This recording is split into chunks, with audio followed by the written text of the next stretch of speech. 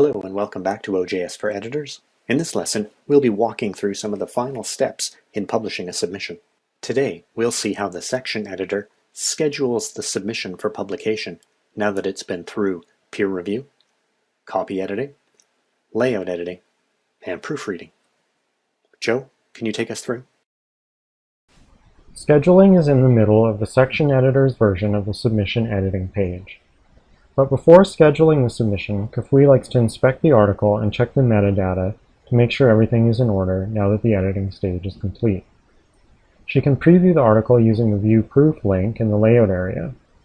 If for some reason the galley is missing at this stage, Kafui can upload a galley file herself. Once she's sure everything is in order with the galley, she'll go on to check the metadata via the link under Copy Editing. At this point, she has the chance to correct any mistakes and to add additional keywords in order to make the paper more findable. She may need to contact the editor to discuss any issues with keywords or the content of the abstract. When she's finished, she makes sure to save any changes by clicking the Save Metadata link at the bottom of the page. Once the section editor has done the important task of confirming the galley and metadata are in place, she can go to the scheduling section in the middle of the editing page. From the menu next to Schedule for Publication In, she chooses the next issue. Remember that to schedule the submission for publication, the editor needs to create a future issue. In our example, Chinadu has already created a future issue to which the article can be assigned. If you need guidance on creating issues, please refer to Module 5 of this course. Kafui also needs to record the scheduling. This step is crucial, or Fatima's article will not appear in the issue when it is published. Note that it is possible for the section editor and editor to change the scheduling if she makes a mistake. That said, it's important to be aware that changing the scheduling after publication raises the possibility of invalidating citations to the article, so the section editor and editor need to treat this step with care. Similarly, if the editor or section editor change the scheduling of a submission before publication, they'll want to make sure the galleys are revised so that the citation information on the article itself is consistent with the issue it's published in. You'll also notice an additional set of menus for editing the date the article was published. You only need to use this feature when you're uploading previously published content, for example, when digitizing earlier print-only issues. It's worth noting at this point an extra option available when publishing a journal online.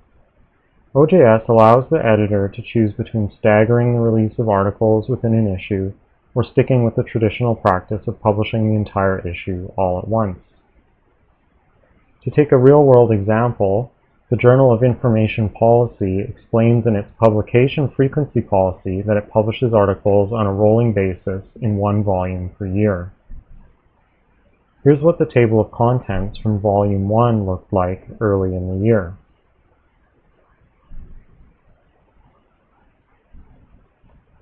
And here's the same volume several months later. As you can see, the table of contents has grown much longer, with more articles and reviews added as they became ready for publication. So how would Kafui stagger the release of articles in order to make research available as soon as it is ready for publication? Instead of her scheduling articles for future issues, the editor Chinadu would publish the issue, and then at the scheduling stage, she would simply assign them to the current issue as they are to be released. In this case, it would be important not to schedule the submission until it has passed through the entire editing process. When deciding with your journal team which release method to use, one factor to consider is the roles played by scholarly communication, such as dissemination of research, which rolling publication may enhance. You can explore these issues in Module 1 of the Becoming an Editor course. Thanks, Joe. And that concludes our look at scheduling a submission. We're now ready for the next lesson, which will take a look at the final step, publishing the issue. See you there.